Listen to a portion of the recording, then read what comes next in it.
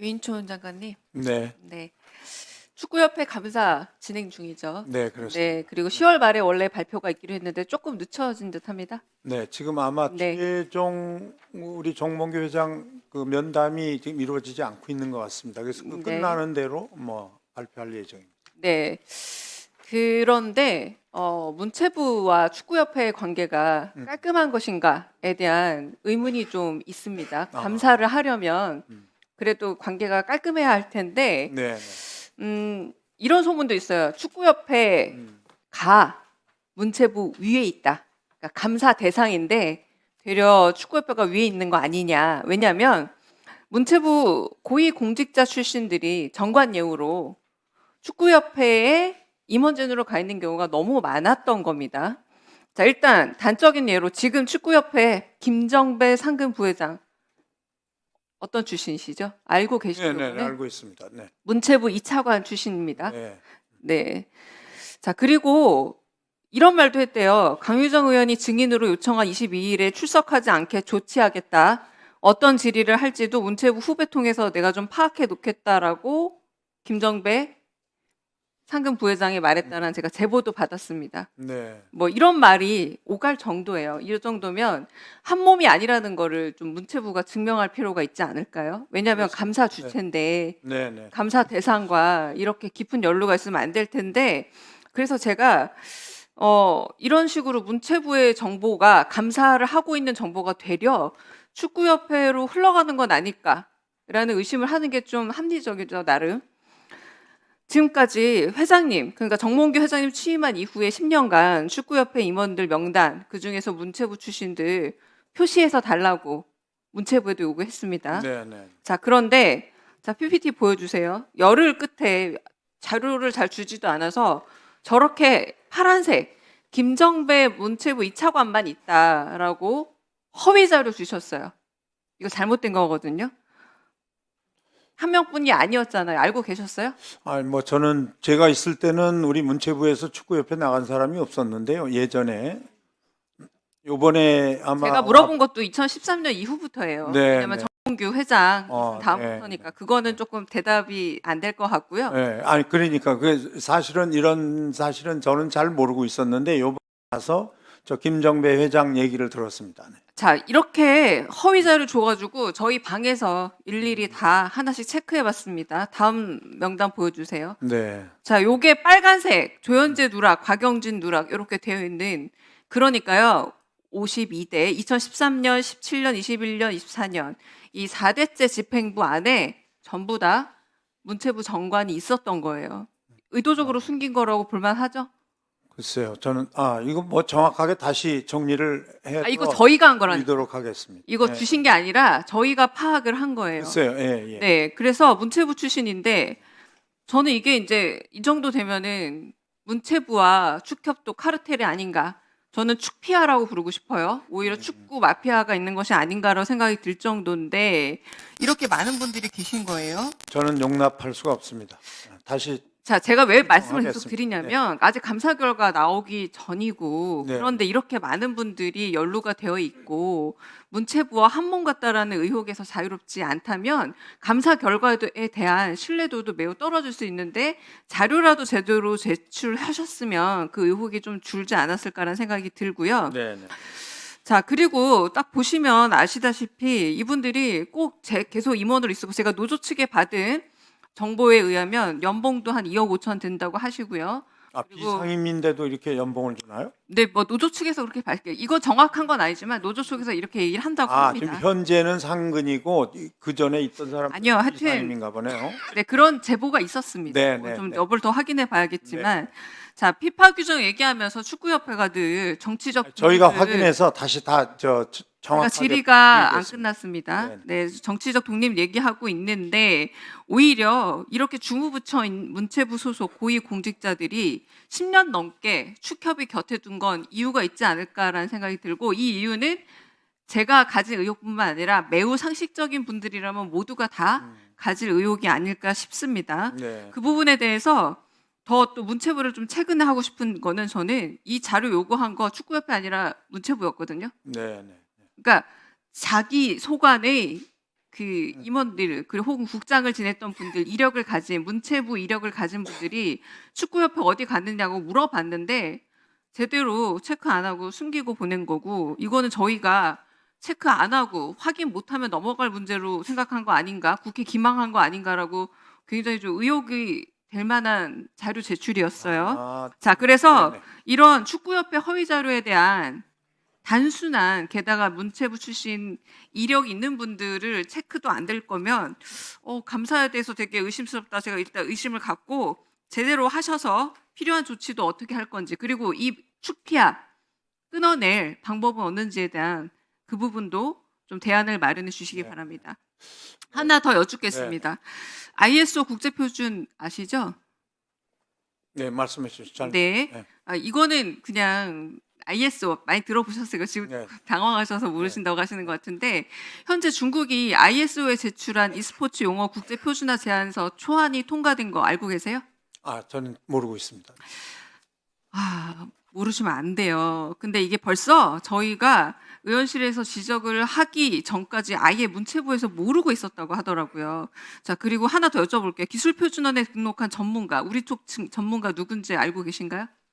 아, 모르고 있습니다. 제가 아직 보고를 못 받았는데. 위영광이라는 분이에요. 자, 이분이 그런데 중국 쪽 최대 e스포츠 회사의 자회사의 한국 지사장입니다. 네. 그러니까 중국 회사에 국적만 한국인, 무늬만 한국인이지 월급 받는 데가 중국인데 이분이 우리 쪽 전문가로 등록이 돼 있어요.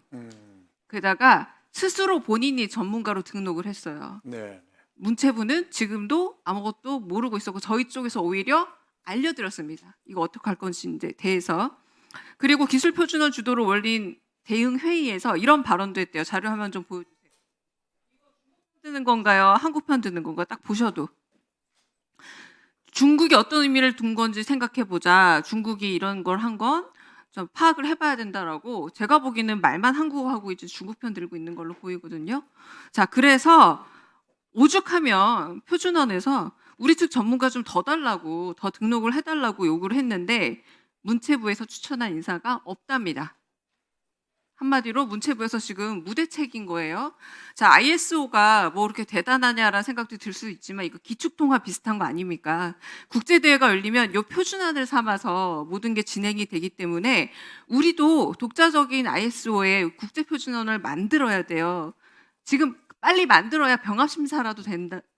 알겠습니다. 근데 이걸 아직도 파악도 못 하고 계시고 아시안 게임이나 EWC 같은 그런 국제 대회에서 이걸 따라서 룰도 대회 운영도 선수 관리도 다 주도하게 되는데 그냥 눈 뜨고 코 베이는 에서 벌써 4년 전부터 신경 쓰겠다고 약속했던 일인데 아직 아무 대책도 없고 누가 들어가 있는지도 모르고 무슨 일을 하고 있는지도 전혀 몰라서 향후 대응계획 아주 구체적으로 짜서 주셔야 할 것 같습니다. 뭐 지적을 정말 잘 해주셨다고 생각을 하고요. 이 부분 아직 물론 저도 아직 구체적으로 보고를 받질 못해서요. 확실하게 다시 정리해서 저희 방에서 알려드렸어요. 네네 네네. 정리해서 네. 우리 의원님께 보고를 드리도록 하겠습니다. 네. 네, 무능은 불법은 아니지만 부적격 사유는 됩니다. 그리고 불공정은 죄가 됩니다. 지금 축구협회는 공사 구분이 불가하고 공공의식도 부재하고 도덕적 불감증 그리고 사유와 독점기관과 비례해서 특권의식까지 생긴 듯 합니다.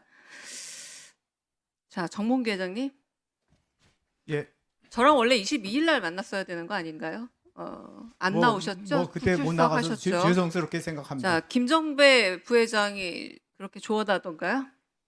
뭐 그런 적 없습니다. 안 나온 게 낫겠다. 제가 질의를 화요일 날은 훨씬 더 빨리 하는 순서가 되고 더 집중 질의가 있을 거니까 오늘처럼 여러 기관이 나오는 종합감사 나오는 게 좋다라고 조언합니까? 아니 그러지 않았고요. 안 오늘 했습니까? 성실히 알겠습니다. 아니 대답하도록 하겠습니다. 안 하셨으면 됩니다. 자, 그리고 제가 지금 방금 말한 공사 구분이 불가하고 공공의식이 부재하고 도덕적 불감증의 사유와 그리고 특권의식까지 있다는 부분에 대해서 하나 더 꼭 제가 드리고 싶은 말씀이 아까 임생 이사가 현안 질의 이후 쇼크를 받아서 입원했다라는 말을 이 공공의 시간을 빌어서 한 저희가 뭡니까? 그게 지금 이 시간에 국정감사라는 이 엄중한 시간에 와서 임생 이사가 사표를 냈느냐라고 물어봤지 그 부분에 대해서 쇼크를 받아서 입원했다라는 그 사적인 상황에 대해서 여기서 알아야 될 필요가 있나요? 지금 공공적인 공공의식에 대한 인식이 있는지 여쭤보는 겁니다. 그거 알 필요 없죠? 그죠? 축협이 클린스만 감독 선임한 이후부터 2023년 이후부터 온 국민이 받은 스트레스와 쇼크에 대해서는 도대체 어떻게 감당하시려고 임생 이사라는 팔이 안으로 굽는 자기 식구의 쇼크에 대해서 이 자리에 국정감사 시간에 와서 16명의 국회의원과 이 수많은 기관의 종합감사날 오셔서 그렇게 두둔하시는 것 자체가 제가 보기엔 공사 구분이 불가능하고 도덕적 불감증 여전하다라고 생각을 하고요. 지금 이 문체위에서 여야가 상당히 날선 공방 가운데에서도 딱 두 가지만큼은 모두가 합의가 됐습니다. 한강 작가의 노벨상 축하였고요. 그 다음이 축구협회 불공정 문제가 여야의 이의가 없는 사안이었습니다. 그 부분에 대한 공공의 감각이 있었다면, 공공의식이 있었다면 아까 이임생 이사의 사표에 관한 질문에 대해서 쇼크니 입원이라는 말은 사사로워서 할 수 없었을 거라 생각하고요. 분명히 정몽규 회장님 그때 사회적 우리를 일으켜서 죄송하다라는 유감 표명했지만 그 유감 표명도 거짓이었음이 드러나는 상황이었다고 생각을 합니다. 자, 이제 제가 다시 이제 질의를 시작하겠습니다. 최영일 부회장 많이 아끼십니까? 뭐 부회장으로 근무하고 있습니다. 아니, 많이 아끼시냐고 물어봤습니다. 그 협회 직원들은 다 열심히 한다고 다 이렇게 생각합니다. 아끼는데 불공정한 일들 혹은 부적합한 일들이 있을 때도 임생 이사를 아끼듯이 최영일 부회장 너무 아끼는 것 같은데요. 축구협회 사무실 어디 있나요? 그 어느 신문로에 있습니다. 자, 종로구에 있죠? 예. 네. 자, 제가 벌써 눈치채셨을 텐데 법인카드 내역을 좀 조사해 봤더니 축구협회 임원들이 한 일식집에서 2021년 247만 원, 22년 618만 8천 원, 그리고 3년간 해서 1230만 3천 원을 결제한 특정한 식당이 있더라고요. 여기 식당 주인 알고 계시죠? 저는 모릅니다. 가본 적이 없어서 모르겠습니다. 네, 아끼는 최영일 부회장의 아내가 운영하는 회사입니다. 회사라고 하기 일식집이라고 하는 게 정확하겠죠. 자, 이 최영일 부회장 굉장히 여러 가지로 좀 논쟁이 있었던 부분들이 있는데 일단 요 문제만 가지고 보죠. 좀 제가 해명을 요구했더니 2024년 2월에 혼인신고를 해서 이때는 연인이었다라고 해서 가족이 아니었다고 부인하시는데 제가 그래서 조금 재미있게 로맨스 카드라고 붙여드렸어요. 법인카드를 로맨스에 활용하신 게 아닌가. 자, 개인정보로서 더 문제 뭐냐면 제가 법인카드 내역을 공시해달라고 몇 번을 요구했는데 처음에는 개인정보라고 공개를 거부했습니다. 거부했고요. 그 다음에는 어떻게 했냐면 사용 내용이 없다라고 허위 자료를 보내주셨습니다. 그러다가 들통이 난 거예요. 바로 이렇게 자신이 사적으로 연이 있는 분에게 쓴 것에 대해서. 자, 근데 이 최영일 부회장 같은 경우는 사실상 선수들 복권 문제에 있어서도 한번 논쟁이 됐었죠. 뭐 그때 사면위원회 맞습니다. 그때도 그때도 그냥 잘 없습니다. 넘어왔어요. 자, 이 문제에 대해서는 어떻게 처리하실 생각입니까? 뭐 법인카드 말씀하시는 겁니까? 법인카드를 자신이 사적으로 이거를 작지만 이게 크게 보자면 일감몰아주기랑 뭐가 달라요. 도덕적인 불감증을 제가 말씀드리는 거예요. 법인카드를 1시간 넘게 걸리는 곳에 가서 20번 넘게씩 가시면서 1년에 그렇게 자신의 사적인 로맨스에 이 법인카드 전 너무 좀 시시합니다. 개인 카드 이용하시면 되잖아요. 로맨스에 왜 거기에 법인카드를 이용합니까? 뭐 거기 뭐 정확한 내역은 잘 모르지만 아니 정확한 내역은 나와 있어요. 오늘 그 한 분이 다 쓰신 건지 뭐 그것까지는 모르겠고 아니 그 일식당 법인카드 명의에 그 부회장 명의로 된 카드가 쓴 내역이 나왔다니까 오늘 보도도 나왔습니다. 네. 그 예전부터 뭐 축구인들이 많이 가던 그 가성비 높은 그 축구계 단골집이라고 얘기를 들었습니다. 네. 그리고 올해 초에 그 한 시간이나 걸려서요. 그래서 그- 자신의 아내 가게를 일부러 올 제가 다시 여쭤볼게요. 올 봄에 도덕적- 결혼했기 때문에 뭐 그 도덕- 다음에 뭐 그 전에 그 로맨스에 법인카드 사용 규정에 제 맞는지 안 말을 맞는지 그 전에는 뭐 만나는 거는 문제 없다. 자기 개인 카드 쓰시면 되잖아요. 자기가 좋아하는 여성의 뭐- 가게에 영업을 해주고 싶다면 아니 거기서 뭐 왜 어떤 일을 거기에서 했느냐가 법인카드를 쓰냐는 문제라고 겁니다. 생각이 되고요. 어떤 자, 일을 했냐가 이 말이 문제가- 어떻게 들릴지 한번 생각해 보세요. 조금 공적인 영역의 질문으로 좀 넘어가겠습니다. 자, 회장님, 제시마 씨 감독이 언제 캐나다 감독으로 선임됐나요? 기억하시죠? 뭐 저희랑 내고하고 있는 도중에 한 일주일 있다가 그쪽 발표가 됐습니다. 자, 홍명보 감독 선임 해명절에서 보자면 5월 10일까지는 제시마 씨 감독과 계속 협상을 벌였다고 얘기를 했고 5월 13일 날 발표가 나는데 자, 그런데 왜 제시마 씨 감독 못 모셨습니까? 그 제시마 씨 감독은 그 국내 거주 여건을 180일이 넘을 경우에는 그 50%의 세금을 내고 그 이하로 있을 때는 그 22% 세금을 내게 이렇게 되어 있습니다. 우리나라 법에요. 그런데 그분께서 그 세금 문제 때문에 자기가 검토를 해봐야겠다. 아니요, 22% 아니요. 내도 되는데 그래서 어쨌든 저희가 축구협회에서 그거는 나중에 지금 변명처럼 말씀하시는 거고 축구협회 재정상의 어려움이 있을 것 같아서 못 모신 거 아닙니까 말하자면. 그 축구협회에서 그 22%든지 50%든지 저희가 전액 다 내준다고 이렇게 말을 했었습니다. 그래서 자. 뭐 본인이 그렇게 판단할 아니요, 거 제시마 씨 아니고요. 감독이 나중에도 계속 우리나라 축구팀을 맡고 싶었는데 못 맡았다는 부분에 대해서 되게 아쉬움을 많이 표현했고 우리나라 축구 팬들이 굉장히 공분했던 이유 중에 하나도 제시마 씨 같은 훌륭한 감독을 놓쳤다는 부분에 대해서 근데 사실 대한축구협회 1년 예산 규모가 캐나다 축구협회보다 훨씬 더 커요. 아시죠? 아니 저희가 네. 그 22%든지 50%든지 아니, 세후로 딴 다 얘기 내준다고 하는데 그랬었습니다. 딴 얘기하고 있습니다. 자, 이제 어떻게 그게 딴 대한축구협회 얘기입니까?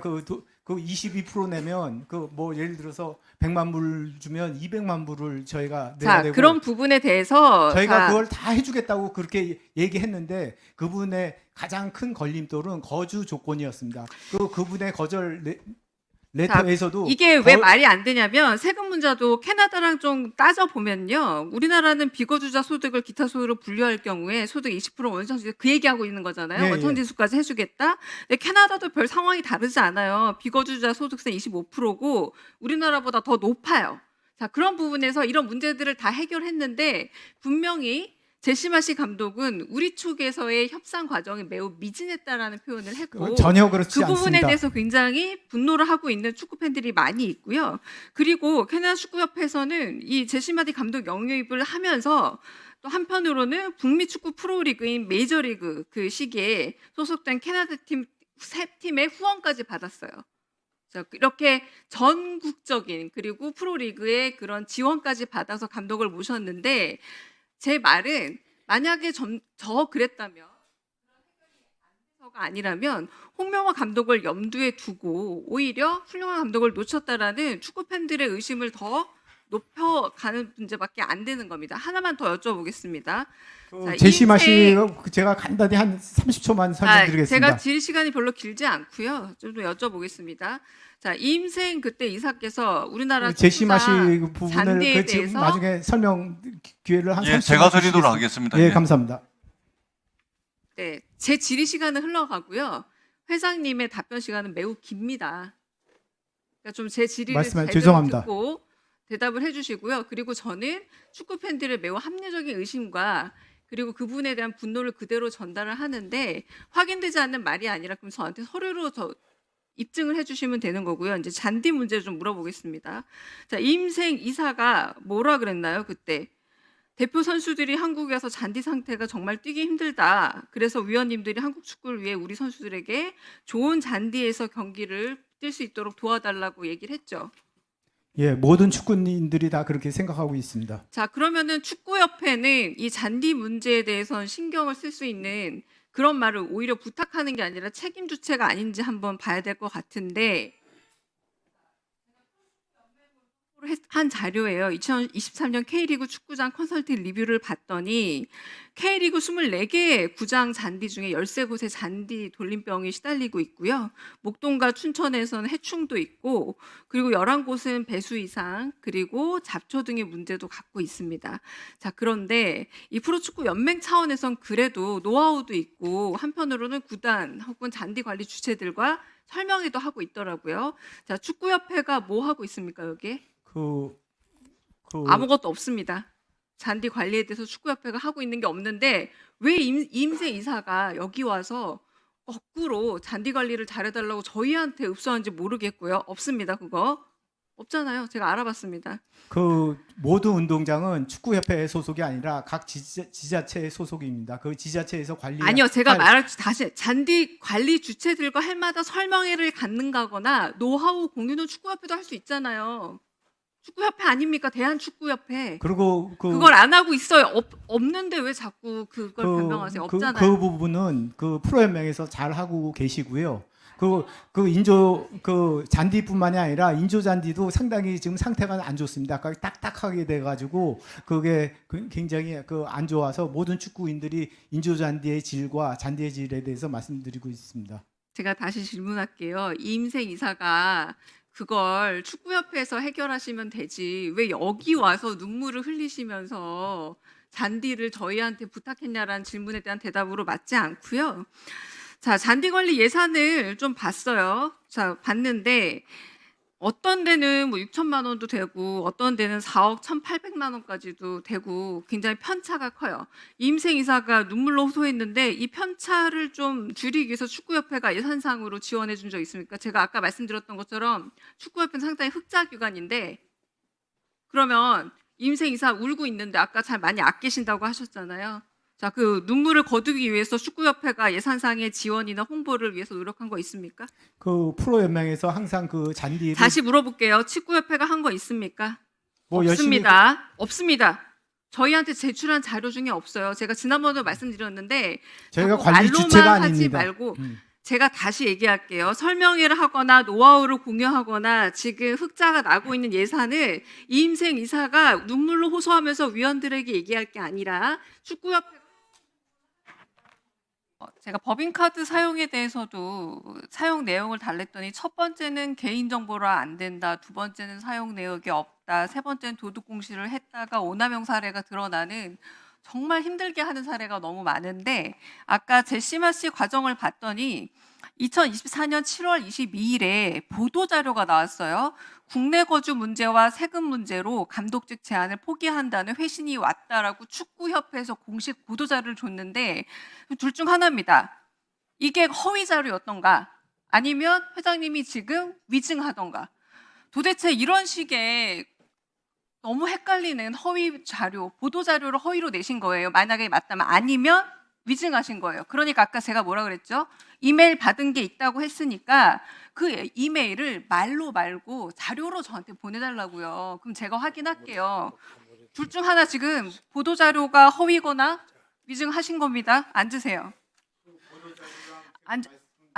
저는 자료를 요구하는 거고 자료로 이제 보내주세요. 말이 몇 번씩 바뀌는지 도대체 말을 따라잡기가 힘들 정도니까 자료 보도자료랑 보내주세요. 그 거주 조건이랑 그 세금 문제 아니요, 보내주십시오. 보도자료랑 똑같습니다. 이메일 둘 다 이메일 이때 받은 메일과 지금 말하는 세금 문제 해결했다라는 그 메일은 다른 메일이어야 돼요. 그죠? 그 메일을 저한테 보내주시면 하나만 있으면 제가 그 부분에 대해서 확인하겠습니다. 장관님. 네네. 자, 축구협회는 2023년에만도 스포츠 토토에서 215억 그리고 체육진흥기금에서 110억, 맞습니다. 325억이나 받아요. 맞습니다. 개인의 사유물이 아닙니다. 자, 그런데 이 법인카드 오남용 문제에 대한 감사 있었나요? 지금 아마 다 감사를 하고 있을 겁니다. 요거는 이 감사 결과가 그럼 포함될까요? 그렇습니다. 법인카드 오남용에 대해서. 네.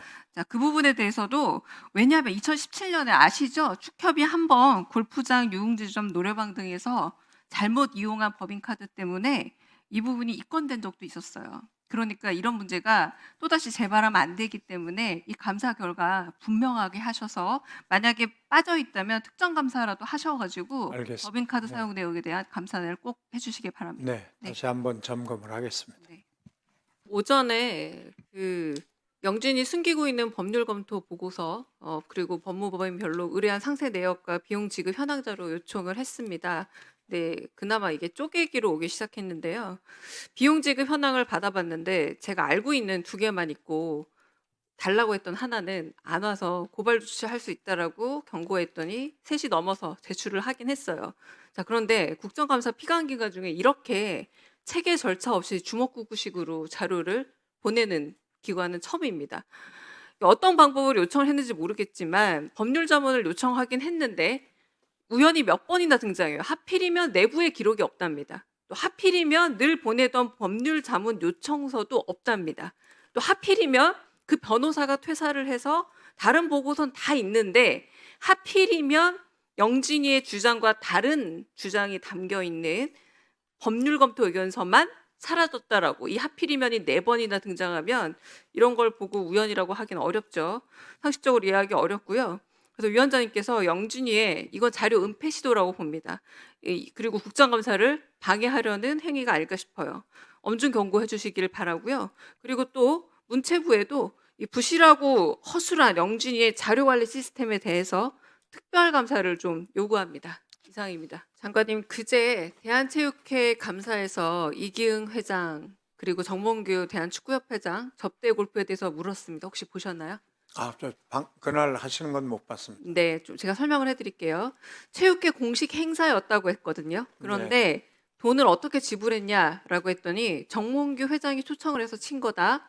워크숍 외 비용은 지불하지 않았다라고 접대 골프를 인정한 거예요.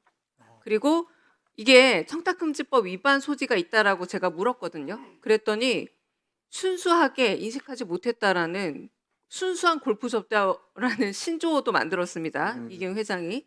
자, 근데 대한체육회는 축구협회뿐만 아니라 종목단체에 대한 관리 감독도 있고 감사 기능도 있죠. 네, 징계 권한까지 있어요. 네. 그러니까 이건 확실히 청탁금지법 위반의 소지가 있는 겁니다. 네, 김병철 스포츠 공정위원장은 돈을 냈냐고 제가 물었어요. 아시다시피 감사원 출신이시거든요. 그렇습니다. 그런데 못 냈다라는 표현을 쓰시더라고요. 못 냈다. 자, 그러면 문체위가 지금 감사 중이시잖아요. 네. 권익위에 신고할 의향 있으십니까? 이거 조사해봐서 뭐 신고도 하고 뭐 네, 이거는 제가 권익위에 신고를 해야 되는 상황이 아닌가 네, 싶은데 문체부가 감사 자체 감사뿐만 아니라 이 부분은 청탁금지법 위반으로 왜냐하면 김영란법은요 준 사람 받은 사람 모두 쌍벌죄입니다. 그러니까 그렇습니다. 접대 골프를 제공한 정몽규 축구협회장도 처벌받고 골프 친 이기흥 체육회장 모두 처벌받는 거예요. 그 네. 부분에 있어서 네. 아까 말씀 들으셨지만 정몽규 회장도 사선 연임에 대한 하지 않겠다는 말 절대 하지 않고요. 이기흥 회장도 마찬가지입니다. 이런 상황에서 또 하나 또 요거 일단은 권익위에 신고하실 의향 제가 확인했고요. 네. 하나만 더 확인할게요.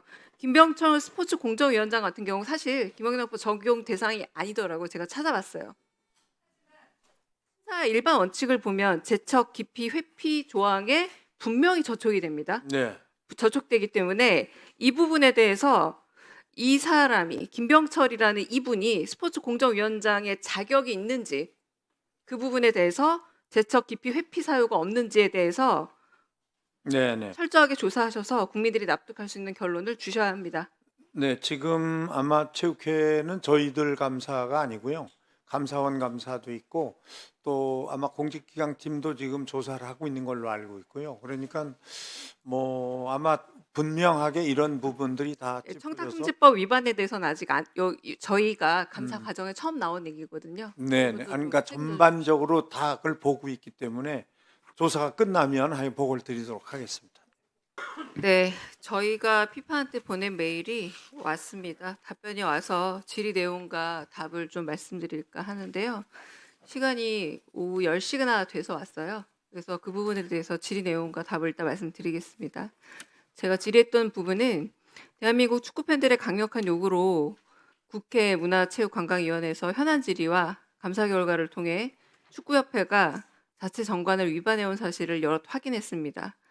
피파는 한국 국회와 문화체육관광부가 대한축구협회 자체 규정 위반에 대한 시정을 요구하는 게 피파 규정에 위배된다고 판단하는지 물어봤더니 그렇지 않다라는 요지의 답이 왔어요.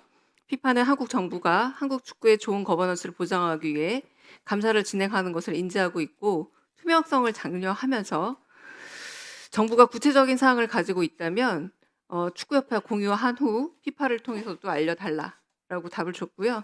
하나 더 물어봤거든요. 피파 정관 제19조 제2항은 협회 정관이 이제 선거, 그러니까 회장 선거 그리고 임명의 완전한 독립성을 보장해야 하는데 이 부분에 대해서 한국축구협회가 피파 정관에 부합하느냐 물었습니다. 그랬더니 아주 의미 있는 답을 줬어요.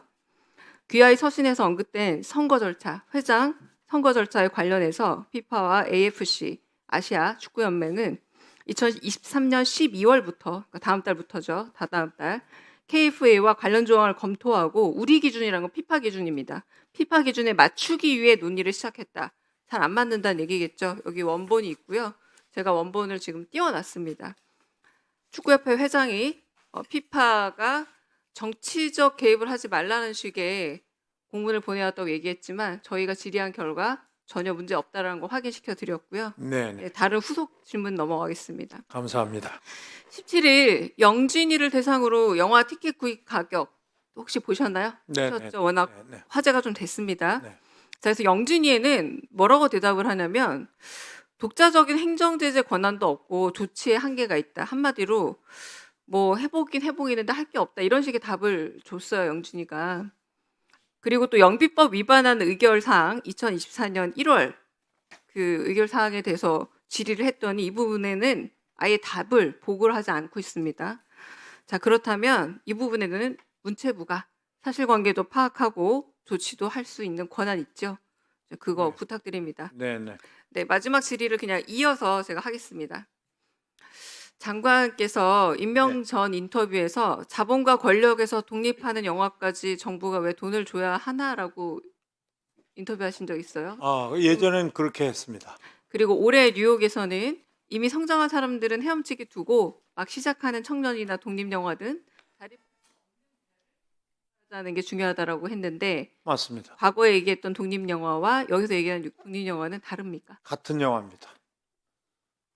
같은데 조금 제가 생각이 바뀐 거죠. 생각이 예, 바뀌셨어요? 과거에는 독립영화는 말 그대로 정말 자본과 권력으로 독립했으면 좋겠다라는 생각을 가졌었는데요. 네, 지금은 기본적으로 독립영화가 갖고 있는 여러 가지 의미가 있기 때문에 네, 또 그들도 활동할 수 있는 그런 밑받침은 좀 해줘야 되겠다 이런 생각이 들어서 네. 요즘은 그렇게 제가 얘기하고 조금 있습니다. 질의를 더 할게요. 네네. 블랙리스트 문제 그 자유롭진 않으시잖아요. 그쵸? 조심하셔야 되잖아요. 왜냐하면 과거에 네. 아무래도 좀 그렇게 만든 거죠. 제가 직접 블랙리스트를 자, 그럼 만든 제가 적은 없습니다. 조심하셔야 돼. 아니 문체부 장관이시기 때문에 조심하셔야 돼요. 네네 그렇습니다. 네, 지금, PPT 봐주세요. 너무 많이 보셨죠? 한국 연도별 예산인데요. 자, 윤석열 차 너무 많이 보셔서 그리고 너무 많은 질문 받으셨을 텐데 지금 만화 웹툰 산업 발전 방향을 발표하면서 칸영화제 같은 국제 시상식 만들겠다고 하셨어요. 네. 자, 그래서 2024년 월드 웹툰 페스티벌 만드셨죠. 네 그렇습니다. 네. 자, 그래서 이 부분은 부천 국제 만화 축제 예산은 대폭 줄이면서 이걸 키우기로 했는데, 자, 칸 영화제 같이 만들려면 해외에서 몇 개국 참여했습니까? 올해는 시범입니다. 올해 첫 해외 참여 국가 없다는 말 있죠. 네네. 네, 수상 경우도 공모 참여한 104개 작품 중에 해외 작품 딱 하나였어요. 그렇죠? 자, 그런데 반대로 지금 예산을 깎은 부천 국제 만화 축제에는 미국, 중국, 일본, 인도 등 21개국이 참여하고 있습니다. 제가 말하고 싶은 거는 잘하고 있는 쪽을 좀 더 격려해줘야 되는 것이 아닌가라는 생각이 들고 앞으로 이제 이 만진원에서 하는 사업과 축제 모두 콘진원으로 이관할 계획입니까? 네 그렇습니다. 건진원으로 이미 다 이관이 됐습니다. 그러니까 왜 그런 거죠? 그거는 이 웹툰이나 만화 쪽을 좀 정부가 직접 문화부가 직접 나서서 시장을 더 키우자는 의미라고 생각합니다. 집중 육성하신다는 건데 그러면 영화제는 왜 지역으로 맡기셨습니까? 거꾸로? 영화제는 그러면 집중 육성 안 하실 건가요? 어떤 영화제요? 영화제 예산들을 말하는 겁니다. 지역으로 많이 지역 돌리셨잖아요. 영화요? 영화제가 아니고 지역 영화. 지역 영화는 그 지역의 특성에 맞도록 해야 되니까 그것도 지역 이관 사업으로 넘어간 거고요. 영화제는 저희가 그냥 자, 영화제 지원 예산은 전년 대비 반토막 났고, 자, 요거 문제 여러 번 말했으니까 넘어갈게요. 전년 네. 대비 반토막은 아닌데요. 내년에 다시 원복을 시켰는데 저희. 그 원복이라는 게 네. 이미 반토막 난 데서 원복 하는 거예요. 요 부분은 아. 별로 따지고 싶지 않습니다. 이미 여러 번 얘기했어요. 네. 뭐 내후년엔 좀 더 올라가게 하겠습니다. 자, 삭감 사례 혹은 블랙리스트로 오해받을 수 있는 사례가 하나 더 있는데요. 김건희 네. 여사 참여했던 서울국제도서전에서 대통령 경호처에 의해서 입틀막 사건도 있었고요. 자, 출판 예산이 상당히 줄어들었다는 거. 그래서 문학나눔산업과 세종도서 사업이 이게 좀 합쳐지면서 상당히 줄어서 문학나눔 산업에 대한 볼멘 소리가 상당히 많은 거 알고 있죠. 자, 53년간 대한출판문화협회가 프랑크푸르트 도서전 운영해 왔습니다. 한국출판문화산업진흥원이 올해 하기로 했죠. 네네네. 네. 자, 그러면 제가 아까 말했던 그 만진원하고 비슷한 사례인데요. PPT 한번 봐주세요. 자, 미국 출판 전문 잡지인 퍼블리셔스 위클리 기사인데 2024년 프랑크푸르트 도서전 소개하는 기사에서 출협의 부스 사진만 본문에 소개했습니다. 왜 한국에서 2개 부스가 나왔는지 오히려 의아했다라는 말도 있었고, 제가 말씀드리고 싶은 거는 이 월드 출판문화산업진흥원에서 한 프랑크푸르트 도서전의 한국관이 상당히 미흡했다는 거예요. 더 심각한 건 국가 예산 지원을 받아 나온 진흥원 부스에 노벨문학상 수상한 한강 작가의 특별전 없었고 이번에 플랜카드조차 없었습니다. 플랜카드 만드는 거 뚝딱 하잖아요, 사실. 근데 플랜카드조차 없었어요. 자, 그러다 보니까 블랙리스트에 대해서 걱정하시는 많은 분들이 마음을 못 놓고 있는 겁니다. 그거 이 부분에 있어서 제가 연결고리를 좀 말씀드렸죠. 입틀막 사건도 있었고, 그래서 지금까지 해왔던 프랑크푸르트 도서전에 지금 문체부에서 내보낸 데에는 한강 작가에 대한 특별전 해야 마땅하지만 그것도 없고 플랜카드조차 없다. 이런 문제들에 대해서 상당히 더 조심하셔야 되고, 그리고 이 부분에 혹시라도 의심과 그리고 많은 부분들이 실제로 분들도 계세요.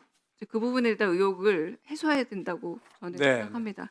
제가 답변을 좀 드려도 될까요? 어떤 부분 말씀? 지금 출판 네, 쪽도 사실은 출판 문화 그러니까 지금 뭐 출판 문화 협회의 문제이긴 해요. 근데 그 내용 저도 잘 알고 네, 있습니다만. 아시죠? 전반적으로 지금 문제 있는 자, 협회는 그런데 진흥원 부스에 지금 이렇게 제 말은 그 부분은요. 사업을 가져가시면 네, 잘하시란 말씀입니다. 네네. 아니 그러니까 시간이 아마 너무 겹쳐서 출판문화진흥원이 그 준비를 그냥 못한 것 같아요. 플랜카드 정도도 준비 못했다는 건 제가 보기엔 변명의 여지가 없는 글쎄요, 그거는 뭐 제가 다시 네. 한번 좀 확인을 하겠습니다만, 그거를 뺏어 가시면 잘하셔야죠. 부천 국제 만화 축제에 21개국의 외국이 왔는데 하나밖에 초청을 못 하고 하나도 못 하고. 그거는 올해 처음이기 때문에 좀 이해를 해주시고 어쨌든 웹툰계와 그럴 거면 약속을 한 걸 제가 그렇게 지켜준 급작스럽게 거고요. 뺏어 가시면 안 됩니다. 아니 그건 그렇게 보지 마시고요. 좀 더 크게 그러니까 내년 정도 봐주시면 고맙겠습니다. 그리고 지금 도서전 같은 경우는 협회를 통해서 하던 거를 지금 전부 출판사로 직접 지원하고 있습니다. 그래서 도서전 자체가 위축되거나 그러진 않습니다. 도서전 내용이 좀 많이 형편없이 줄어든 건 사실이지 않습니까? 이거 제가 얘기한 게 글쎄요, 아니라 저는 퍼블리셔스 위커스에서 한 얘기예요. 네, 하여간 제가 다시 한번 도서전 결과 확인해서 보고를 드리도록 하겠습니다. 알겠습니다. 네네. 의사진행 발언 먼저 하고 하겠습니다. 이거는 질의 시간에 넣지 말아주세요. 아까 제가 영진 위원장에게 자료 고의 누락 혹은 자료 은폐 시도에 대해서 의사진행 발언을 했고 존경하는 위원장께서 해명의 기회도 줬습니다.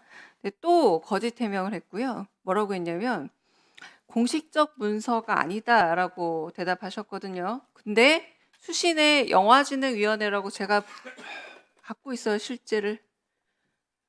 자, 이 문제 위증으로 고발을 의뢰합니다. 위원장께서 제가 아까 기회까지 드렸고 엄중 경고를 했지만 이건 저는 의도적으로밖에 볼 수 없습니다. 네, 네, 고발 저는 의뢰하겠습니다. 영화진흥위원회 위원장님 하신 말씀 있으십니까? 예, 발언대로 나오셔서 하셔도 됩니다. 예. 우리 영진 위원장님 말씀 잠시 들어보도록 합시다. 네, 저 의원님 오늘 그 전달된 그 문서는 저희가 그 영화위원회에 가지고 있었던 문서가 아닙니다. 예, 그건 그래서 예, 아니, 저희도 아까 공식적 지금 위증을 하시고 계시네요. 공식적 문서가 아니라고 속기록에 남아 있습니다. 그렇게 발언하셨고 아니요, 저희가 수신처에 영화진흥위원회라고 되어 있습니다. 제목 이해충돌방지법 위반 비상임위원에 대한 징계 권한 관련이라고 제가 되어 그거는 있습니다. 다 확인을 하고 검토해 보겠습니다. 그거는 오늘 보지는 못했습니다. 그냥 이야기만 들었습니다. 이러한 게 오늘 저 발견됐다고 해서 위증으로 고발 예, 드립니다. 예, 잘 알겠습니다. 위원장님 네. 그렇다면 네. 위원장님 말씀이 그렇다면 최대한 빨리 예. 자료를 제출해 주시기 바랍니다. 네네 예, 장관님 하신 말씀. 네, 위원장님 제가 예. 조금 제가 아까 예, 그 예. 보고를 들었거든요. 예, 근데 오전에 우리 존경하는 강유정 의원님 지적한 거에 대해서 왜 자료를 안 드리냐, 빨리 드렸으면 좋겠다. 그 자료가 뭐 안 드릴 자료가 뭐가 있는데 안 드리냐 해서 했는데 제가 아까 오후에 저한테 보고하기로는 그 마지막 간 자료는 영화진흥위원회에서 있던 그 변호사분이 진흥위원회 공식적인 이 의뢰가 아니고 본인이 개인적으로 부산의 어디 법무법인에 의뢰해서 그걸 받은 거라고 그래요. 그리고 그분이 지금은 퇴사해서 영화인 연대에 가서 일을 하신답니다. 그러니까 어쨌든 진흥위원회 입장에서는 저한테 보고하기에는 그건 공식적으로 자기네 문건이 아니고 거기 있던 분이 개인적으로 의뢰해서 받은 문서라고 얘기를 하네요. 저는 그렇게 얘기를 들었습니다. 예. 에 대해서 지금 일치하지 않는 설명을 하시고 있기 때문에 저는 여튼 제가 갖고 있는 서류에 수신이라 돼 있고 그리고 계속해서 이거 없다고 숨기셨다 결국 나왔어요. 그 과정 전체를 묻는 겁니다. 근데 이게 공식 문서가 아니다라고 말하기엔 제가 보이기에는 보이는 것과 듣는 게 다르기 때문에 물어본 거고요. 네, 그 부분에서 이제 다른 지로 넘어가겠습니다. 일단 제가 고발 조치는 제가 하도록 하겠고 그거는 네. 당사 간의 협의에 의해서 되는 부분들이니까요. 알겠습니다. 해명도 잘 저기, 들었습니다. 저 의원님 한 가지만 제가 아까 제 기억에 드릴 때 공식 그거 보유하지 않고 있는 문서라고 말씀드린 것 같습니다. 저희가 보유하고 있지 않았던 제가 또 속기록까지 뒤져서 또 다시 보여드려야 아니요. 되겠습니다. 자, 위원장님, 예, 네. 최대한 빠른 시간에 납득할 수 있도록 자료를 제출해 주시기 바랍니다. 네, 예, 질의해 주시기 바랍니다. 함께 질의하겠습니다. 자, 무인 헬스장 합법이에요, 불법이에요? 무인 헬스장이요? 네. 그건 잘 모르겠는데요. 아이 모르시면 어떡합니까? 자, 저희 직원들이 일단 불법입니다. 예약을 하고 방문했는데 화면 한번 보실게요. 자, 네이버에 검색을 해보면 국회 인근 무인 헬스장만 하더라도 이렇게 많이 떠서 이제 저희가 직접 또 가봤습니다. 무인 헬스장 내부를 좀 볼게요.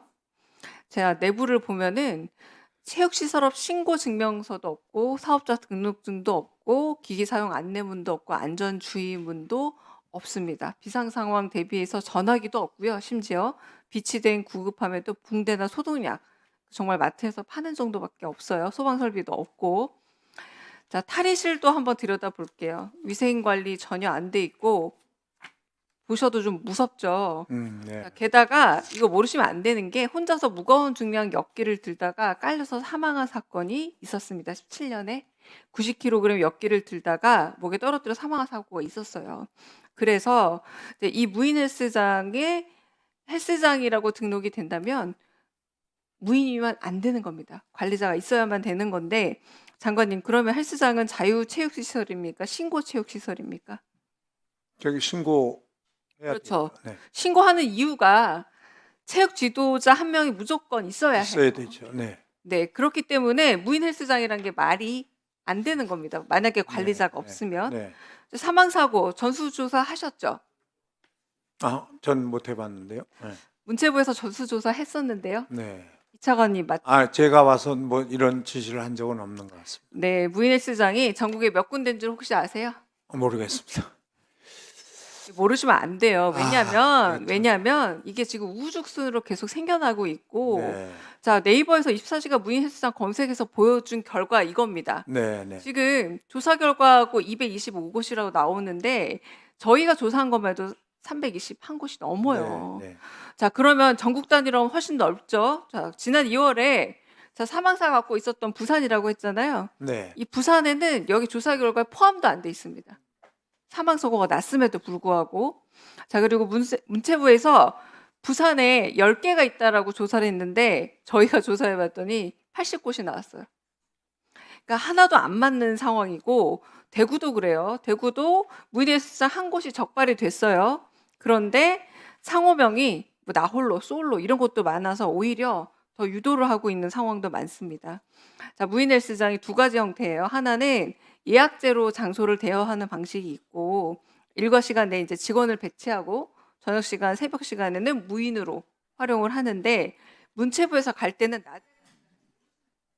하지만 실제로 사고 위험이라던가 2차 범죄의 다양한 위험들은 밤에 일어나거든요. 네. 자, 그렇게 손 놓고 있는 사이 이게 체인화되고 있습니다. 새로운 사업 모델이 되고 있고, 상호명도 우후죽순이고 24시간 강조가 되고, 자, 이러다가 또 누가 다칠 게 너무 사실은 명약관화합니다. 너무 위험한데 이 부분에 대해서 사고 후에 네. 또 이제 네. 소홀구 외양간 그때 돼서 또 장관님이 저는 몰랐습니다 하시면 안 되고, 상당히 위험한 수준이니까 이 부분에 대해서 좀 대책 알겠습니다. 네, 요구합니다. 오늘 알려주셔서 감사드리겠습니다. 네.